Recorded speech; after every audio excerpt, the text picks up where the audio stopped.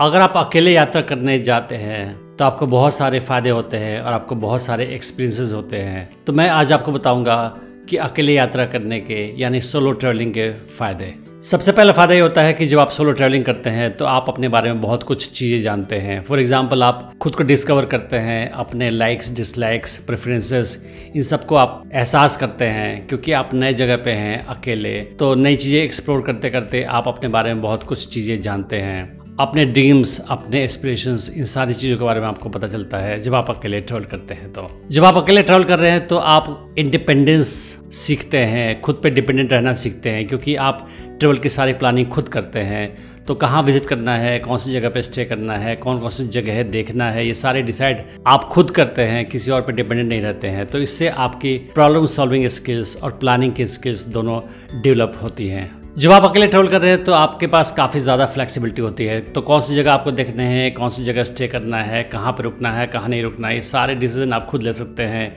और आपके ऊपर ये डिपेंड करता है आप किसी ग्रुप के थिंकिंग पे या ग्रुप के लोगों के प्रेफरेंस के मुताबिक आप कुछ नहीं करेंगे, आप अपनी मर्जी से सब कुछ करेंगे। तो ये फ़ायदा आपको होता है जब आप अकेले ट्रैवल कर रहे हैं। तो जब आप अकेले ट्रैवल करते हैं तो आपका ध्यान वहाँ के लोकल कल्चर और प्लेसेस पे होता है। उस हाल में क्या होता है कि आप किसी नए जगह को अच्छी तरह से एक्सप्लोर करते हैं और वहाँ के लोकल एक्सपीरियंस को ज़्यादा अच्छी तरह से फील करते हैं आप। जब आप किसी ग्रुप पे सफ़र करते हैं तो आपका ध्यान ग्रुप के लोग पे होता है, पर जब आप अकेले सफ़र करते हैं तो आपका ध्यान वहाँ के लोकल कल्चर और लोगों पे होता है। उस हाल में क्या होता है कि आप ज़्यादा लाइकली हैं कि आसपास के जो लोकल लोग हैं उनसे आप बातें करें, उनसे कनेक्शन बनाएं, फ्रेंडशिप करें। तो ये आपके नेटवर्किंग, फ्रेंडशिप के लिए भी अच्छा होता है क्योंकि आप नए लोगों से बात करते हैं, उनके एक्सपीरियंस को जानने की कोशिश करते हैं और नेटवर्किंग करते हैं या फ्रेंडशिप बनाते हैं। कितने लोग अकेले सफ़र करने से डरते हैं क्योंकि उनको लगता है कि पता नहीं क्या होगा, क्या करना पड़ेगा।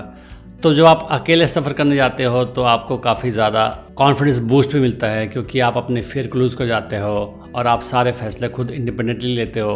तो फिर आपको एहसास होता है कि आपको डरने की आवश्यकता नहीं है और आप खुद पे इतने डिपेंडेंट हैं कि आप खुद अकेले सफ़र कर सकते हैं बिना किसी के हेल्प या गाइडेंस के। जब आप किसी ग्रुप में सफ़र करते हैं तो ग्रुप के सारे लोगों के बजट को ध्यान में रखकर ही प्लानिंग की जाती है, पर जब आप अकेले सफ़र करते हैं तो आपका बजट ही सब कुछ होता है और आप अपने बजट के मुताबिक कहीं भी जा सकते हैं, कहीं भी स्टे कर सकते हैं और कोई भी एक्सपीरियंस आप ले सकते हैं। तो ये फ्लेक्सिबिलिटी जो होती है वो तब होती है जब आप अकेले सफ़र करते हैं। जब आप अकेले सफ़र करते हैं तो फ़ायदा ये होता है कि आप कभी भी अपने प्लान को चेंज कर सकते हैं, अपने स्टे को चेंज कर सकते हैं। तो पूरी तरह से आप स्पॉन्टेनियस हो सकते हैं और किसी टाइप के कोई भी प्लान में चेंज कर सकते हैं क्योंकि उस हाल में आपको किसी और से कंसल्ट करने की, बात करने की आवश्यकता नहीं पड़ेगी क्योंकि आप सफ़र अकेले ही कर रहे होते हैं।